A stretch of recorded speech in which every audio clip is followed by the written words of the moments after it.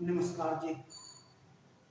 आज आपने चिंतन में आपका विषय होगा संविधान कौन बदलना चाहता है। आपने 2024 के चुनाव में संविधान बदलने की बात आई है और इसी मुद्दे पे चुनाव हुआ है, तो हम जानना चाहेंगे कि संविधान बदलना आखिर कौन चाहता है। इस संविधान से आखिर तकलीफ किसे है, संविधान को कौन ऐसा व्यक्ति है जो नहीं मान रहा है। इस पर हम थोड़ा सा आपका निगाह दिलाना चाहूंगा कि संविधान से किसको एलर्जी हो रहा है, कौन चाहता है संविधान बदलूं। इस पे हम आपको चर्चा में आपने सुना होगा कि संविधान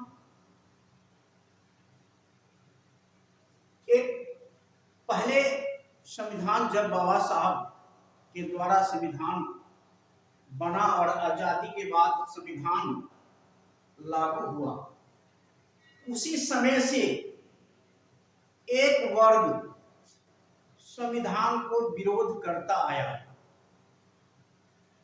और आपने देखा होगा गुजरात में, नागपुर में संविधान के प्रति संविधान को अवहेलना किया गया। और वह वर्ग कौन है जो मनुस्मृति को लागू करना चाहता है हमारे देश में, और इसी मनुस्मृति की जो अंदर में लिखा हुआ है उससे व्यवहार से तंग आकर के बाबा साहब ने हिंदू धर्म को परित्याग किया था और उन्होंने बौद्ध धर्म की दीक्षा ली थी और उन्होंने नागपुर में, गुजरात के नागपुर में 22 प्रतिज्ञा लिया था हिंदू धर्म को त्याग करके, क्योंकि जो मनुस्मृति है वह देश के जनता को जानवर बनाता है। एक वर्ग जो है अपने आप को श्रेष्ठ बनाता है और दूसरे वर्ग को उसके साथ जानवर जैसा व्यवहार करता है। वह एक वर्ग कौन सा है? वह एक वर्ग ब्राह्मण है, अपर कास्ट है, जो संविधान को नहीं मानता है और जो 90% को हक और अधिकार से वंचित करना चाहता है, बोलने की स्वतंत्रता से वंचित करना चाहता है, सामाजिक समानता को नष्ट करना चाहता है, वह एक वर्ग ब्राह्मण वर्ग है, अपर कास्ट।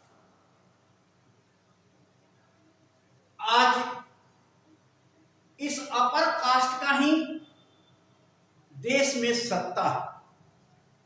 यही 10% लोगों के ही हाथों में देश का सत्ता है और संविधान को तोड़ने मरोड़ने का काम किया जा रहा है। आपने देखा होगा संसद में 143 संसद को बाहर करके काला कानून लाया गया। किसान के ऊपर काला कानून लाया गया। आज जो लोग जेल में बंद है वह काला कानून के वजह से ही जेल में बंद है। कौन दोषी है या निर्दोष है यह हम नहीं कर सकते, लेकिन जिस तरह से काला कानून लाकर के जेल में बंद रखने का जो सरकार ने उपाय किया है, क्योंकि विपक्ष के नेता को जेल में बंद कर दो और मनमर्जी से सरकार चलाओ। आपने देखा होगा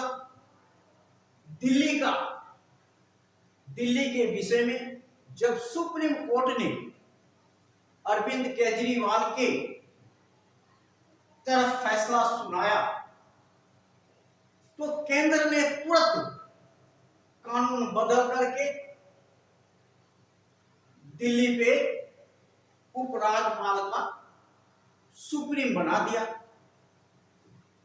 इसी प्रकार कई ऐसी मुद्दा है जिससे यह साबित होता है कि सरकार कानून बदलना चाहती है। जिस प्रकार विपक्षी नेताओं के प्रति पूरे देश में व्यवहार हुआ और जो केंद्र में बैठी हुई सरकार दूसरे दल की सरकार को जिस तरह से तोड़ने की साजिश हुई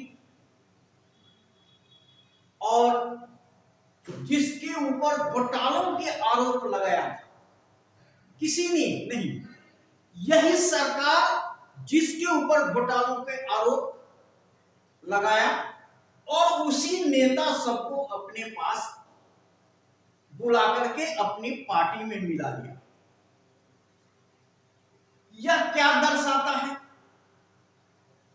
कि सरकार जो चाहे वो कर सकती है और संसद में यह पावर भी होता है कि संविधान को कमजोर किया जा सकता है।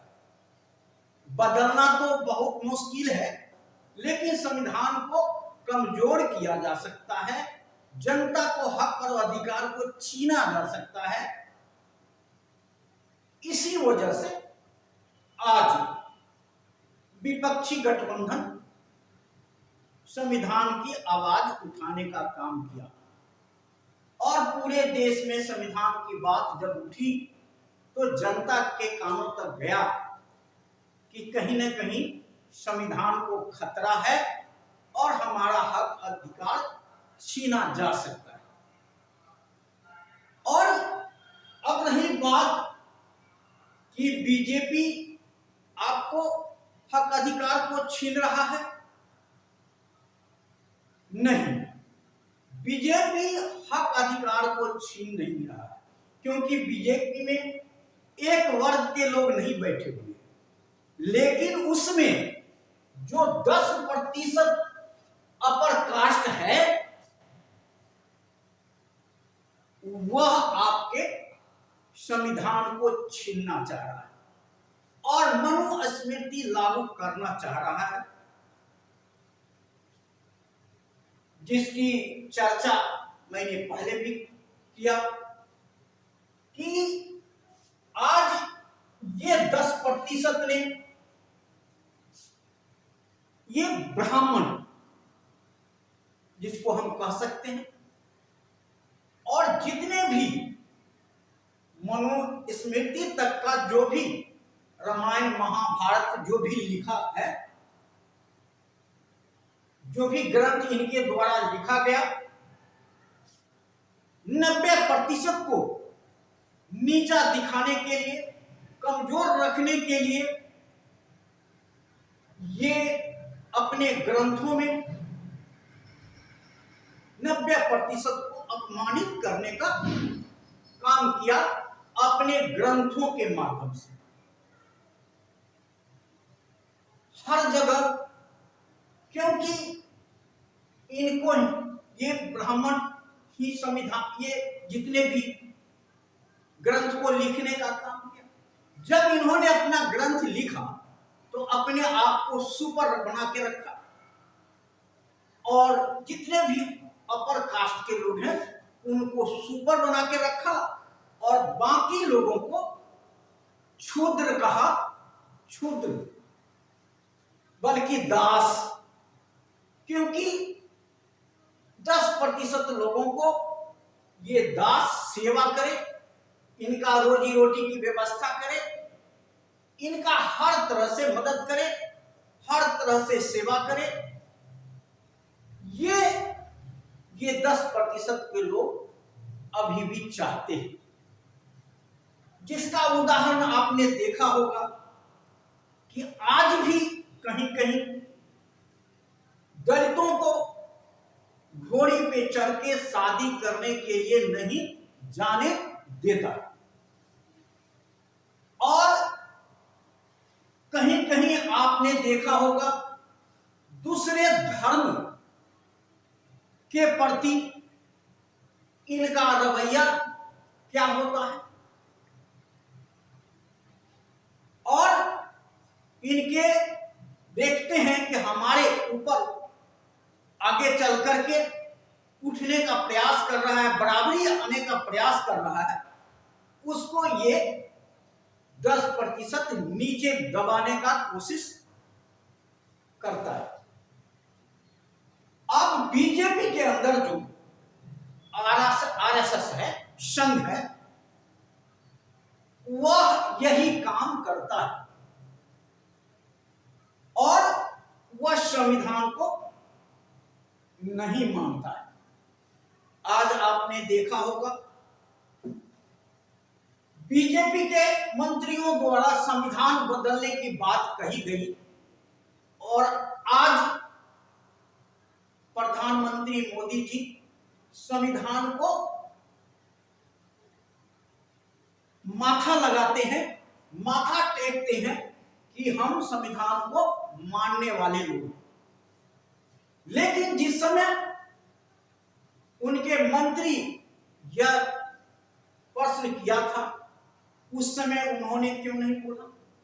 और उन्होंने जब 370 400 पार का नारा दिया था उस समय आवाज उठी थी कि ये संविधान बदलना चाहते हैं। उस समय बीजेपी में बैठे हुए लोग, आरएसएस में बैठे हुए लोग क्यों नहीं बताए कि यह गलत है, संविधान हम बदलना नहीं चाहते।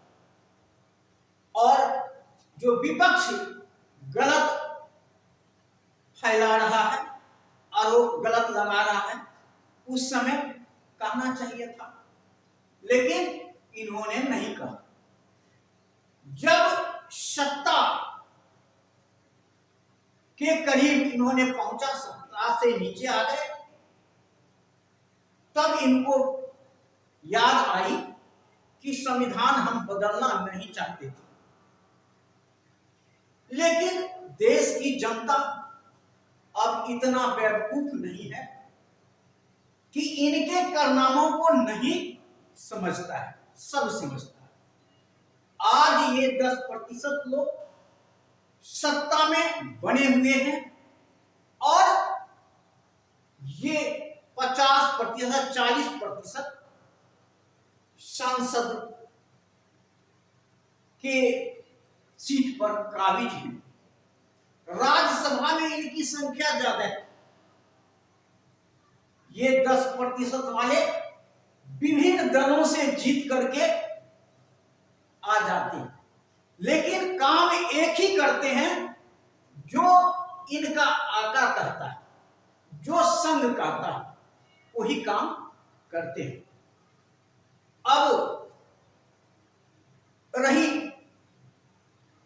कि अब प्रधानमंत्री संविधान को कसम खाके कहते हैं कि हम संविधान नहीं बदलना चाहते,